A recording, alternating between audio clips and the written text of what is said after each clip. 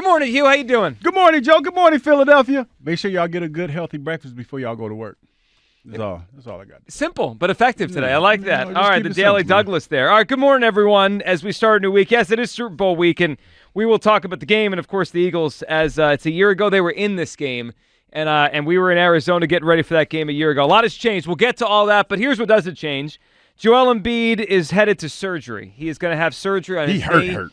Yeah, he's hurt, which is unfortunately the story of his career a lot of times. And this time, we're dealing with a meniscus flap.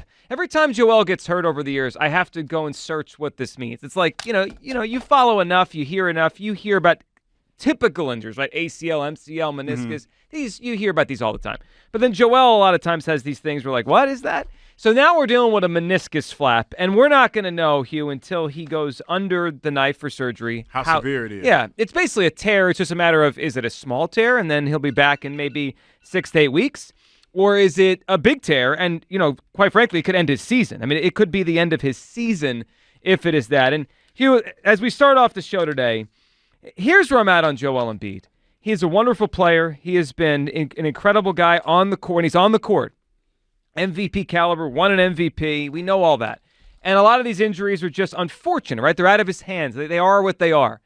But I'm at the point now after a decade, I don't believe anymore. I think we all believed and wanted to believe at some point when they drafted this guy, it could end in a championship. That was the whole point of the process.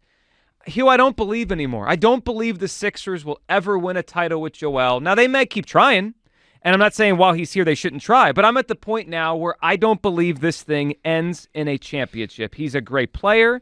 He has not been at his best. He has not been physically able to perform deep into the postseason. I just don't think he's the kind of guy, and this is the franchise that is going to win a title.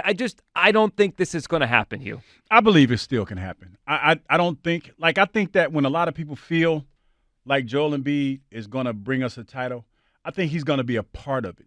Now, as he gets older and these injuries start to mount, you start to see the light at the end of the tunnel, and you start to think, 10 years in, going into his 11th season and having these type of injuries, they're going to catch up with him at some point.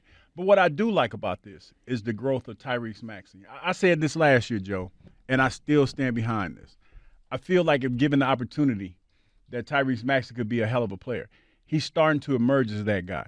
Now, Joel Embiid is still one of the best players on the planet. I know that a lot of people might argue with that because of the situation that he's in right now, but he is. He was MVP last year. So I feel like with his presence out there on the court, they're a much better team. Now, his role might not be as prevalent as it has been in the past, but I still believe that he will be a part of this Sixers organization when they do win a title. Yeah, I wish I believed that, Hugh. I no longer do. 215-592-9494. So here's what I think. I think you have to have a top 5-ish player playing at his best and healthy to win titles. I mean, that's how you just go through every year, right? There's an outlier maybe once every 20 or 30 years, but it's the Jokic's, it's the Kawhis, it's the LeBrons, it's the Currys.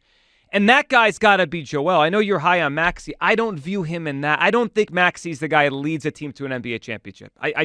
Now maybe he'll become that. I haven't seen that yet. I think that's a rare air. Now Joel's got that ability. Like Joel's that guy. He's supposed to be that guy. But it's like as we get ready for the surgery, what are the two options we have on the table? Like best case, he's back in 6 to 8 weeks. Yes. And we hope to get him ready for the playoffs, but he's probably not going to be really himself because he's coming off a surgery and hasn't played in 2 months. Or he's out, and then it means we just go through an entire postseason without him. It just feels like we keep telling ourselves something's going to change.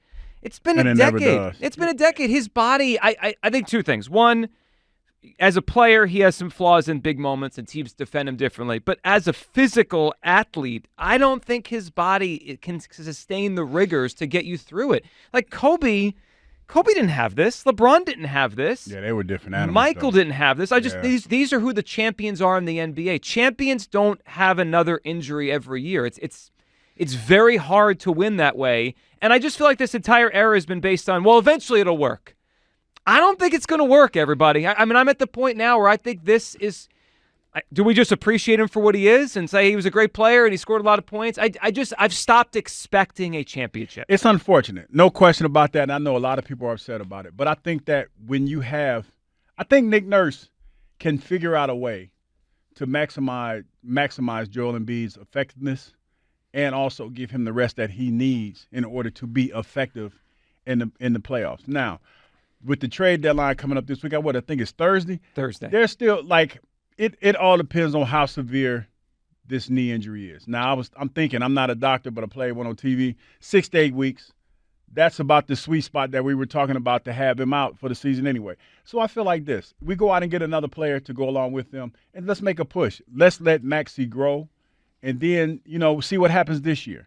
Not ready to throw in the towel this year. Yeah. Really not ready to throw in the towel. I know you're not. A lot of people weren't. We talked about it last week. 215-592-9494. When I think of NBA superstars, it's like quarterbacks and superstars in the NBA. They're very similar, the way we think about them. Mm-hmm. Every other position in sports. Clutch players. Yeah, and I think every other position in sports, it's just so much more dependent on who's around you. You just, I don't say this about a baseball pitcher because one guy can only do so much in that sport. But when I think about basketball stars and I think about quarterbacks, I think, are you a hoist the trophy guy? I don't believe Joel Embiid's a hoist the trophy player. I believe he's a really great player. He scores a lot of points. He's been a wonderful draft pick considering we didn't even know what he'd give us, and he gave them a lot. But hoist the trophy players are great in the big moments, and unfortunately Joel Embiid has not been great in big moments. And they stay on the court. LeBron James, hoist the trophy guy. Michael Jordan, hoist the trophy guy. Steph Curry. I mean, these guys don't get hurt all the time, or at least they didn't in their prime. Maybe when they're old and whatever, like Curry and LeBron now, it's different, but not when they were in their prime. This is supposed to be Joel Embiid's prime, and unfortunately, we're talking ourselves into surgery because that might be the best thing. Think about that for a second. We're talking ourselves into this could be good. He's got a knee that's so bad in the middle of a season where he's the MVP. They're sending him to the surgery table this week. That's not great. 215-592-9494. Do you still believe the Sixers could win a championship with Joel Embiid? I no longer do. Let's hear from Woj here, the latest on this procedure and what the Sixers are hoping for. He's going to have that procedure in the next few days, and after that, they'll have a better idea of exactly how long he's going to be out. It's tricky. When you've had multiple surgeries, you are 7 foot and 280 pounds or 85, whatever Joel is. It's not necessarily easy to know going in what exactly they're going to find, see, what the recovery is exactly going to be. So they're holding off, but I was told that the door is certainly not closed on Embiid being back this season. If you look at meniscus surgeries, you can see him anywhere from 4 weeks on the short end. That might be somebody maybe having their first to 8 weeks, 4 to 6, 6 to 8. That's sort of the general vicinity, Bobby. And so we'll see with Embiid. 8 weeks still gets him back before the end of the regular season. 8 weeks, the way he framed that, the door's not closed and I'm coming back, that didn't exactly make me feel great because that means the door's closing, right? It's like not fully closed, but it's not wide open either. And also 8 weeks gives him very little ramp-up time to the postseason. I'm bummed out. I mean, Joel Embiid, this is obviously worse than we thought it would be because if it was not that bad, they wouldn't do surgery. 215-592. He hedged a little bit, too. 94. He did hedge. When he was talking about, a guy of this size and being a little bit older, he was like, yeah. I mean, there is. And it's not his first surgery. Yeah, it's not his first rodeo. So, yeah, they're being real optimistic, but at the same time, they're letting you know that, it might not be that great when they go in there and look at it. Yeah, I'm at the point now where I don't believe the Sixers are ever going to win a title with this guy. It's a shame, and I understand a lot of people pin their hopes that he'd be the guy, and he's been a good Sixer. And Spike said it last week, his peak has been as good as anyone that's ever won this uniform that we've ever seen. But there's a difference between a great player and a championship player, and unfortunately, I don't think he's built for it.